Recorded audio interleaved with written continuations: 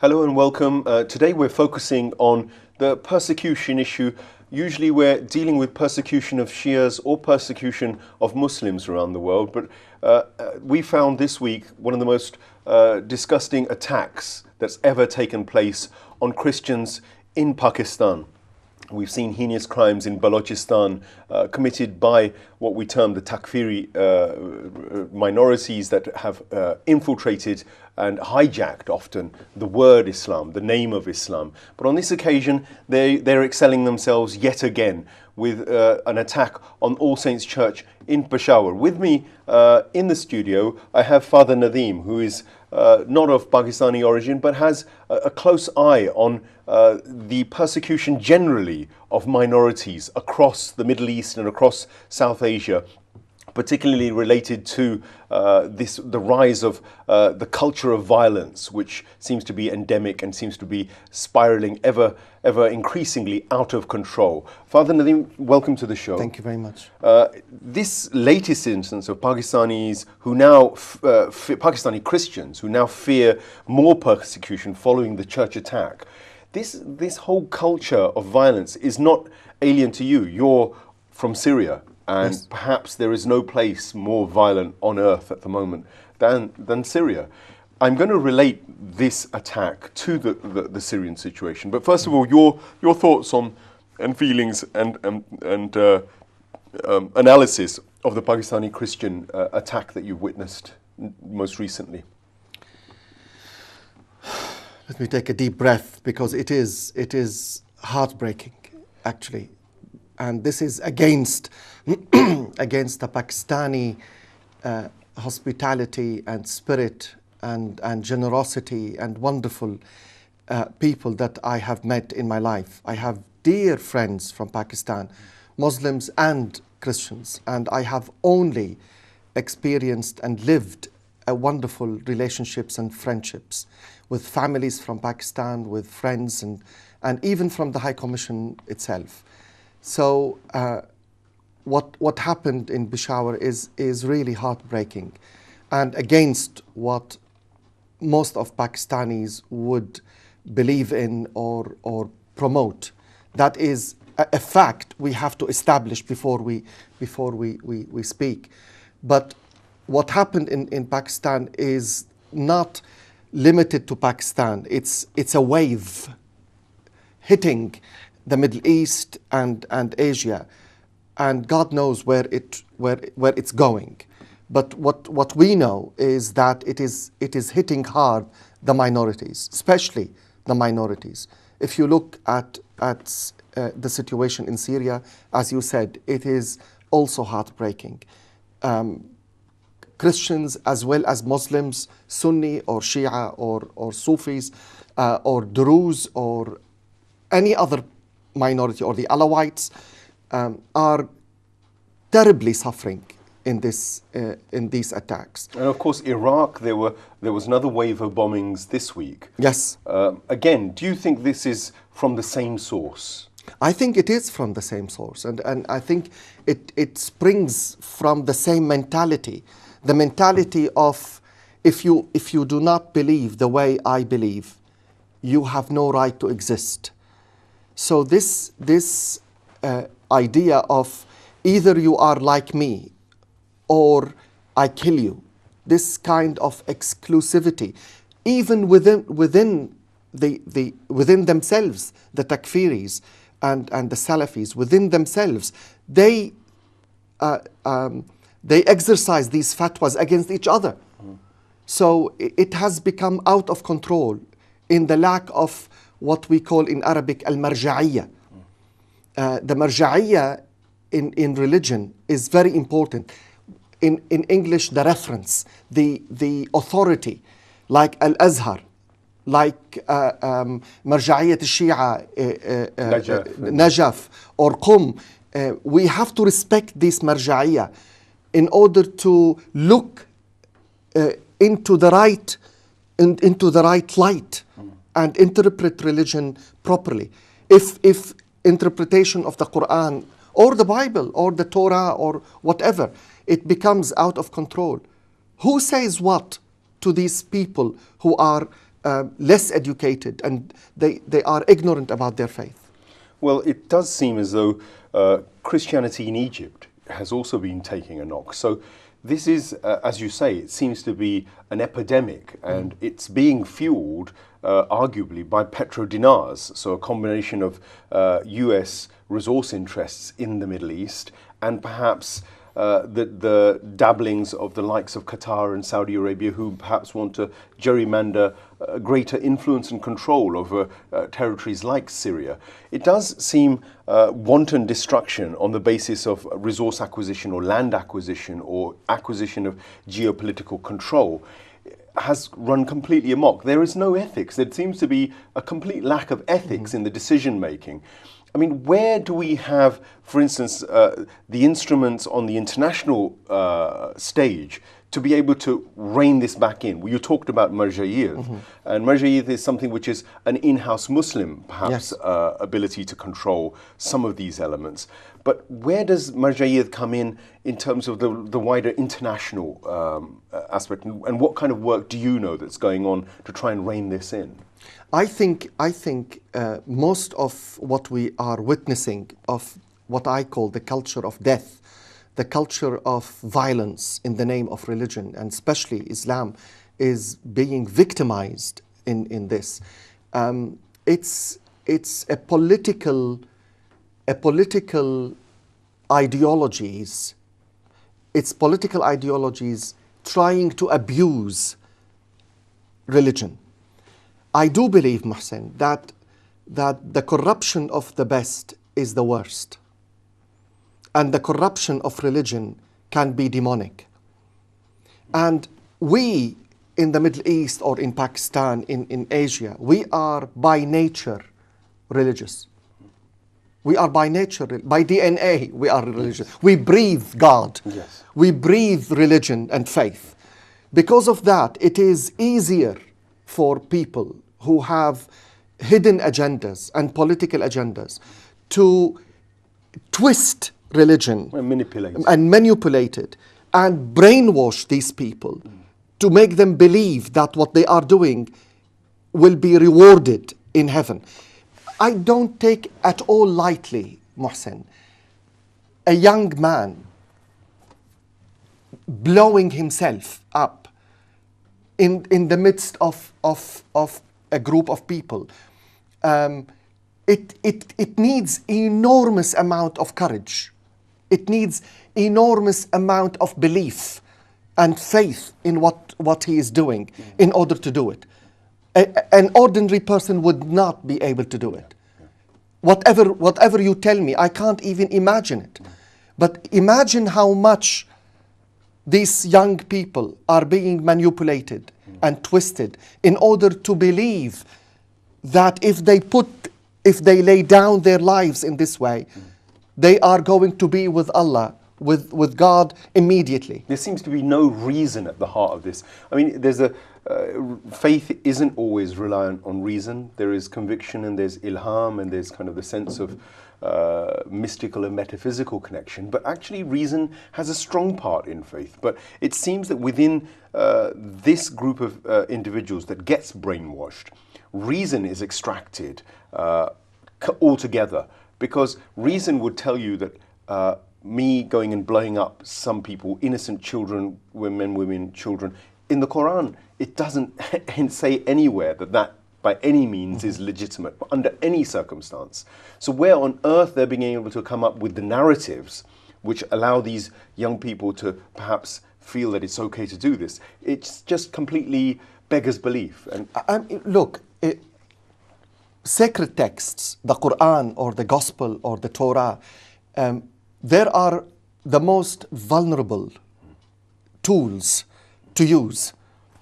The Quran, as much as other sacred texts, is able to be twisted in interpretation and taking verses out of context and isolate them and putting them in front of those people and trying to focus their attention into interpreting them to serve their own agenda. That is possible. The church did it in the Crusades, Sure. in the Middle Ages. The church, we went through what Islam is going through now in 500 years ago. And the church, in the lack of the availability that time of the Bible in the hands of the people couldn't read or write. So, and the Bible was in Latin or in Greek, mostly in Greek and Latin. So the people couldn't read. So what the church told the people, the Bible meant, the people believed it.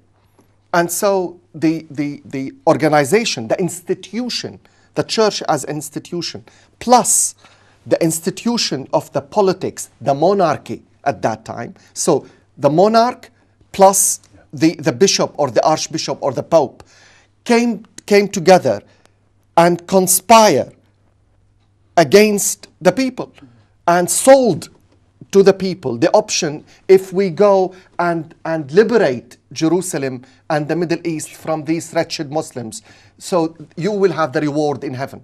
A similar concept of the Crusades as to the jihad that these now people jihad advocate. is doing exactly what the church did 500 years. And because of that, I say, let's learn from history.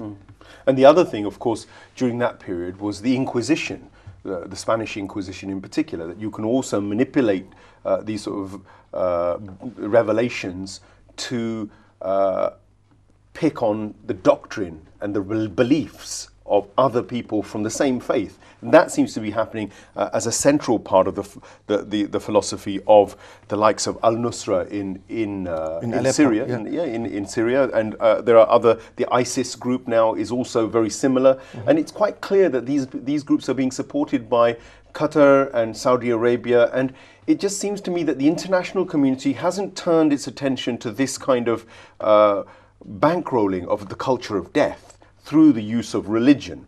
It's very clear it's happening, but again, I come back to that question of what can we do as institutions? For instance, there's the Marja Taqlid in Iran, Ayatollah Khamenei, there's the Pope, the office of the Pope, there's the office of Al-Azhar.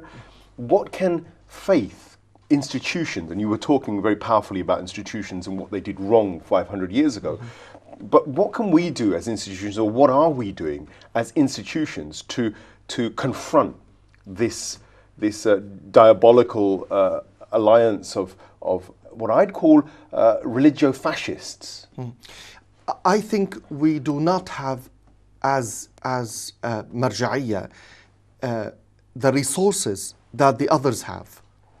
If you compare the resources, I mean, let me take an example. I'm the director of the Awareness Foundation, and we live hand to mouth.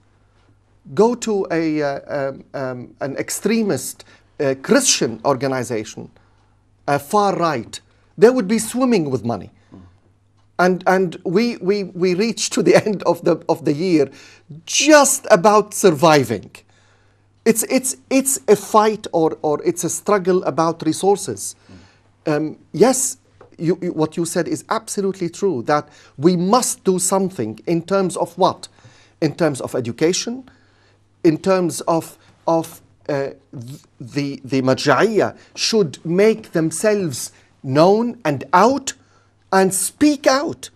And I'm sorry, look, if we lose the critical eye on ourselves first and on each other, if we really love each other and we want to live together, if we lose the critical eye, we lose the ability to live together and the harmony. So the critical eye is very important. I say to the Muslims with much love and appreciation, I lived with you all my life, since I was born. So I talk and I feel, I said to my friend Sayyid Ali Abbas Razawi, I said the other day, publicly, I said, I feel like I'm an Anglican Shia cleric. So, and it's a proud, I'm proud to say that. But what I'm saying is, from inside, feeling home with you, the Marja'iyya in general are not doing enough, are not putting themselves out there and saying what should be said. All is official and calculated statements. Tell me something. Why would the Muslims go to the streets and make riots all over the world for a pathetic film? Nobody saw. Yes.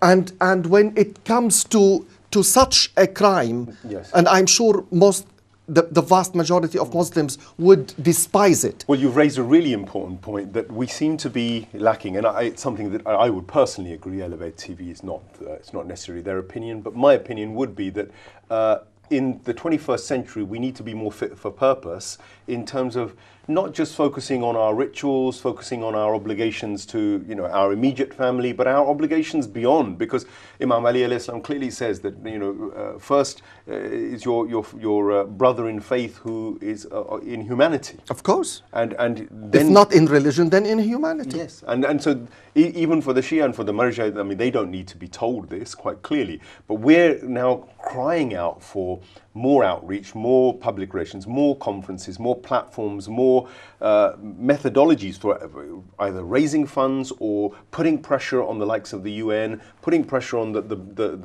superpowers perhaps.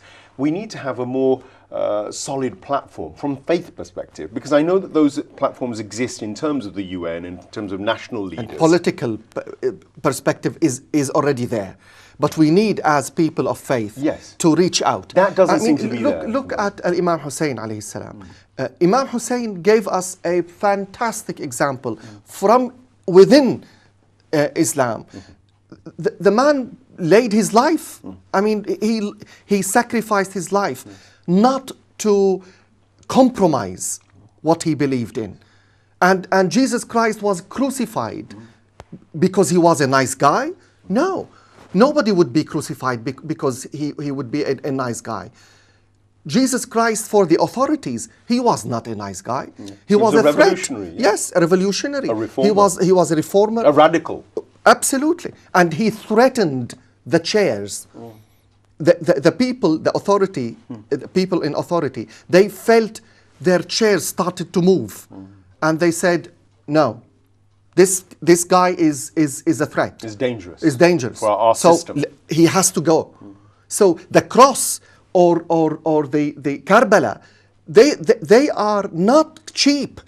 They are the most precious thing we have. Yes, the narrative is the same. It's about justice. Yes. It's about the rights of human individuals. And taking the consequences. Yes, I know. I'm very aware. The consequences we may not like. We can be hurt. We can be assassinated. We can be killed. We can be silenced in many ways. But do we stop? I think what strikes me as blatantly clear is that the disunity, the lack of thrift or haste in trying to create a common platform to confront this from a faith angle strikes me as being now bordering on criminal, because for the Archbishop's office or for the Pope's office or for the Marja Taqlid in Qom or in Najaf, or even beyond that, if it's going to affect the Sufi Muslims and the orders themselves, of course, the Shaykhun or the authority, yes, in the order. I think it seems to me that either I'm out of the loop, but I haven't really seen a push for a large-scale bringing together of the people. And again, you talked about resources being short. Surely we have enough resources to at least bring this process, and then maybe to bring to the ear of the politicians our concern or our fears for conflict, profligation. If the conflict continues at the rate it is, the way it's happening, surely there's going to be a kickback. At some stage, these other communities will say, right, enough is enough. The Shia in Pakistan could easily turn around and say, right, we're not trusting the government anymore, we don't feel safe, and we need to turn towards a military solution ourselves. And then there will be the complaint that presumably, religion again is perpetrating military or advocating military responses. The truth is that they are being failed. And in Syria, let's go back to Syria. It says last week deadly clashes erupted in the northern Syrian town of Azaz between a powerful jihadist rebel group linked to Al-Qaeda, the Islamic State of Iraq and the Levant, ISIS, and forces affiliated with the Western-backed Free Syrian Army. I mean, they're fighting amongst themselves in Syria. And the Free Army considered one day the other people as part of the resistance and the revolution, whatever revolution means, and part of the opposition. And now, you know, they seem to be fighting amongst themselves. I mean, what's going on?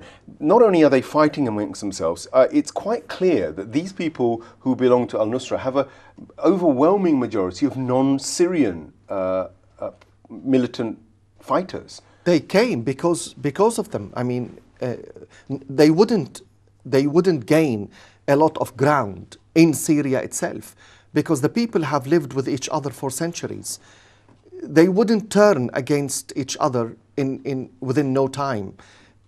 My neighbor, whom I lived with for all my life, suddenly, with no reason, I would turn and kill him. Why? So, but the foreigners who came from all over the world, there are jihadists from China, from Chechnya, from Europe, from America, from Afghanistan, from Pakistan, you name it. There are over 50,000 jihadists fighting in Syria. I mean, now let me get this right, because we hear a lot about Syria at the moment in terms of the sarin and the gas, but let's go back to the actual roots of this whole issue. And when it began, there was a year and a half where actually the war seemed to be going on, but did the intervention of these foreigners occur very early on in the conflict? If so, it would allude to the possibility that the whole scenario was premeditated. Or did they seep in after a couple of years of the conflict? No, they started pouring in after the peaceful movement in the first 6 months turned to be an armed movement, and people started killing each other, and those jihadists started pouring from Turkey, from all over, from Iraq, from Lebanon, from all over the place. So they poured in, and the opposition fell in the trap to believe that any gun against the regime is a friendly gun. I don't care. At the moment, I'm desperate, so any gun is welcome as long as the gun is against the regime.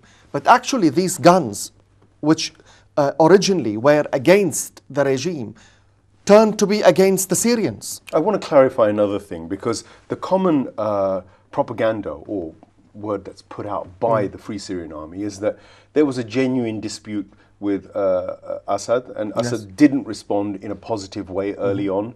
He did later, but the initial response was of non-negotiation, and the troubles that were afoot early on, he tried to suppress them violently. If that's true, that seems to me to be wrong on the part of the Assad regime. But it seems that when dialogue was possible, there was a complete lack of desire on the part of the Free Syrian Army or the revolutionary forces to entertain any kind of dialogue or discussion at a time when the numbers of deaths hadn't gone into the scale that obviously they did subsequently. It strikes me as that early part is very crucial, because now that propaganda is often used to say, well, Assad was a dictator, he was ruling the Syrian people in an abusive manner, he was not letting freedom of speech take place, and all of that justifies then the subsequent violence. No, it doesn't justify. Even if we suppose, and yes, we had a dictatorship, of course, for 40 years. 40 years Syria was under a corrupt dictatorship regime. We can't hide this fact, and we can't hide behind our fingers.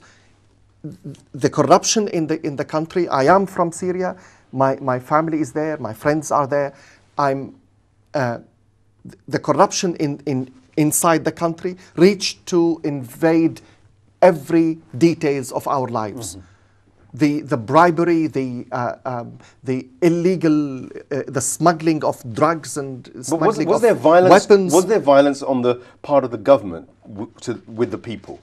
Arresting, yes. I mean, Syria turned into a farm, and all the people became kettles, waiting to be slaughtered anytime the regime wants. That is not a way to run a country. To consider the people with the country your own. No ruler owns the country. So there was abuse of power. Of course there was. And that resulted in a genuine cry opposition. for a change. But then that cry for change was hijacked by foreign forces, it seems, by Yes. militants. And that's where the situation gets very complicated. And these cries for change were genuine and are still genuine. I'm one of those voices to say change is inevitable in Syria. We couldn't have continued the way we were. Yes, we had safety. Yes, that's true. Yes, we as Christians we worshipped freely. Yes, but is that all? There was no freedom. No, in Syria there was no freedom. So in a way, Assad regime sort of brought it upon themselves, but that doesn't necessarily, as you say, justify the level of violence that's spiraled. But most of the Syrians do not want the change through violence. And now, when we're talking on the ground now, you've still got those people who rebelled for obvious reasons, and then there were the foreigners. How are we going to contain the interests of the original free Syrian opposition, if you like, with the al-Nusra? This is the big question now.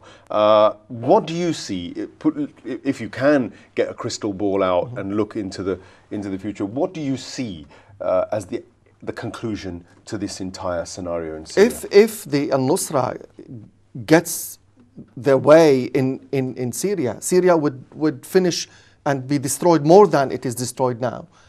Because the harmony in the social fabrics, the life togetherness, and being partners in everything, Christians, Muslims, Druze, Alawites, Ismaili, the diversity of the Syrian society is amazing. It's something for the whole world to study. We can't destroy this diversity because a tiny minority, they have the resources, the power and the money, would impose their way in Syria. So what would be the difference between Jabhat al-Nusra and Assad? If we were complaining, and if we are complaining about the dictatorship, if they get the power in Syria, we will be in freedom? We would be under another form of dictatorship. So what do you think is the solution? What would you think is the best case scenario you can wish for? The best scenario, Mohsen, I've been screaming about for the last 18 months, is for the Syrians, not the foreigners. I don't want the foreigners around the table. I want the Syrians, because after all, Syria is for the Syrians. The Syrians should come around the table and start the dialogue to look for a way out of the conflict and to see what kind of Syria we want for the future.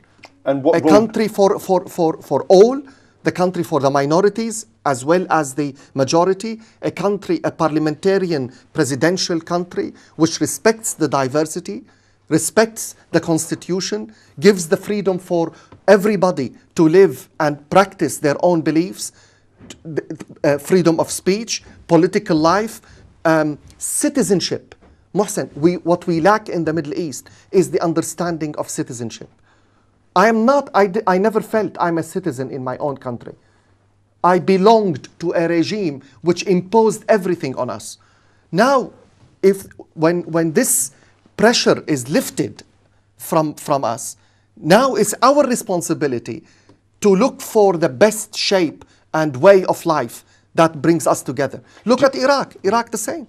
Do you think, in reality, though, that we're going to see a split in Syria in terms of Assad not being shifted entirely and taking over certain parts of Syria? Perhaps this new force of al-Nusra and the Islamic State, if you like, that they're proclaiming or wanting, that taking over a certain section, and perhaps some of the opposition forces having a section of Syria. Is that the way, do you think, in reality, it may end up being? I hope not, and I don't see it happening, because al-Nusra and those people are minority. They have absolutely no power on the ground other than the power of the weapons, and to rule any part of Syria. They are not even Syrians. How can they rule Syria? So, but the division of Syria is a choice, an option on the table. But what kind of division? The division is that the Alawites would take the coast of Syria as their country, as their state. And the Kurds will have their state in the East Syria, northeast Syria. And then the Sunni will have their own between Aleppo and Damascus. Okay, and on this last point, so, but this is the division of Syria, unfortunately, is still staring at us, and we should refuse and reject and resist such an option and sit all together as Syrians and find a way out. Well, that's a wonderful vision, and we pray that there is a successful and peaceful conclusion to this very bloody conflict. My final question is really that a lot of the Sunni Muslims, because again there's this very generic word Sunni that often gets used, in reality the Sunni schools of thought are many. And, oh yes, and the denominations are many, and the attitudes are many. It does seem as though the likes of al-Nusra would call themselves Sunni, yes. And yet, you know, they would also be murdering and maiming Sufi Sunnis and sort of other denominations that don't believe in themselves. So it does seem as though using these faith labels, or certainly the intra-faith labels amongst Muslims, is almost irrelevant now. And it's not really a sectarian clash, but al-Nusra are trying to turn it into that, it would seem. Yes. And also, if you look at Christianity has also many denominations. But it doesn't mean if you belong to another denomination, it means I should kill you. Why can't the space be hospitable space in my country and your country for everybody to live? Why should I exclude you from living? Why should I take from you the right to choose your religion, to choose freely what you believe in? Sure. Do you think God wants me to believe in Him by force? God doesn't want that. There's no compulsion on religion. That's no God in His right mind would ask people by force to worship Him. God wants us to worship Him with love. He wants us to move towards Him with hospitality, generosity, love, giving, hope. Is there any place for this message through the offices of the Marja'iyya, whether it's Christian or whether it's Shia or whether it's Sunnah? Is there space in the Syrian dialogue for faith leaders to have an influence? I have given an initiative to different sides, including the Foreign Office in this country, in the UK. Why don't we bring a group of faith leaders from Syria, from different backgrounds, whether Christian, Muslim, Alawite, Druze, Ismaili, you name it, 6, 7, 8 clergy who could listen to the voice of reason and come together and call the Syrians to listen to the voice of reason and come together to find their way out. I'm not saying this group should dictate what the shape of Syria, the future Syria should be. Don't misunderstand me. I don't want this group to dictate the political solution. No, all what I'm saying is to say enough is enough for violence. That's what happened in Ireland when the Catholics and the Protestants fought for decades. When the people stood up and said enough is enough, and al-Marja'iyya, the religious Marja'iyya, said, we're not playing this game any longer. So they sat down and found a way out in Ireland. So, and Lebanon is the same. After 17 years of civil war, I lived in Lebanon. I lived 7 years in Beirut and lived the civil war and the death. When the Lebanese war ended, it ended when all the Lebanese came around the table and found a way out. And inshallah, that's the way it will resolve itself again on this occasion in Syria. Thank you so much, Father, for coming in and sharing with us your views, and very, very candid views and very honest views. As we said, we haven't found a solution, but certainly there were some very, very powerful suggestions about how the faith community can get involved and faith leadership can get involved in trying to find a better future for the Syrian conflict that continues to go on in its already consumed violence and fiery blaze, as it were. Thank you for watching this edition of War of Words. We look forward to seeing you in the next edition. Assalamu alaikum. Khuda Hafiz.